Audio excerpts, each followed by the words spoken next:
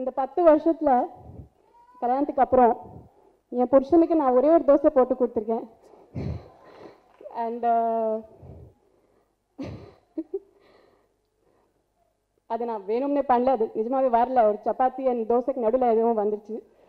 But thank you Surya for மகளிர் மட்டும். Thank you for eating that dosa. அந்த தோசை சாப்பிட்றதுக்கு தேங்க்யூ. அம்மாவுக்கு தெரியும், மேரேஜ்க்கு நெக்ஸ்ட் டே தான் ஒரு காலையில் ஒரே ஒரு தோசை போட்டு அதுக்கப்புறம் அம்மா வேண்டான்ட்டாங்க. இப்போ ஒரு காஃபி போடுறேன்னு சொன்னால் கூட சூர்யா ஓடி போகிறாங்க, தேவி முருகா வாங்க காஃபி போடுங்க அப்படி சொல்கிறாங்க. அதனால வேலைக்கு அனுப்பிச்சிட்டாங்கன்னு நினைக்கிறேன். எல்லாருக்கும் வணக்கம். இவ்வளோ அழகான தமிழ் கேட்டுட்டு இப்போ நீங்கள் ஏன் தமிழ் கேட்க போகிறீங்க?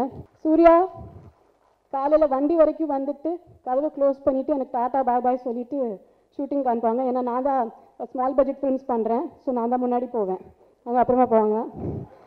ஸோ கார்த்தி ரொம்ப சாதாரணமாக வந்து ஒரு நாள் வீட்டுக்கு வந்துட்டு அண்ணி ஐசாங்க சாங் மகளிர் மகளிர் மட்டும் சொல்லிட்டு போயிட்டாங்க.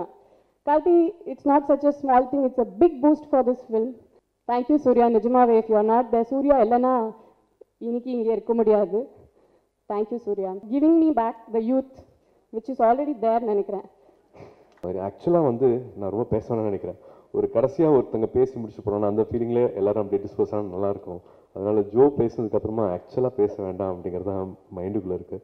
பட் இருந்தாலும் ப்ரொடியூசராக இருக்கிறனால ஒரு பொறுப்பில் ஒரு 2 வார்த்தைகள்லாம் சொல்லணும்னு நினைக்கிறேன். ஜோ சொன்ன விஷயங்கள் இன்னும் முடிச்சிட்டே இருக்குது காதுக்குள்ளே. நான் how responsible I should also been to அவங்க சொன்ன அந்த பிக் ஹீரோஸ், அவங்களோட படங்கள், அவங்க படத்துக்குள்ளே என்ன நடக்குது அப்படிங்கிறது வந்து எனக்கு இன்னும் ஒழிச்சிட்டே இருக்குது. So somewhere I should also be responsible. ரொம்ப அன்பாக அந்த மாதிரியான விஷயங்கள் அடுத்தடுத்த படங்களை வரும்போது ரொம்ப ரெஸ்பான்சிபிளாக எப்படி அதை சரி செய்ய முடியும் அப்படிங்கிற முயற்சியை எடுத்துக்கிறது நான் மறுபடியும் ஸ்டேஜில் வந்து நான் ப்ராமிஸ் பண்ணுறேன்.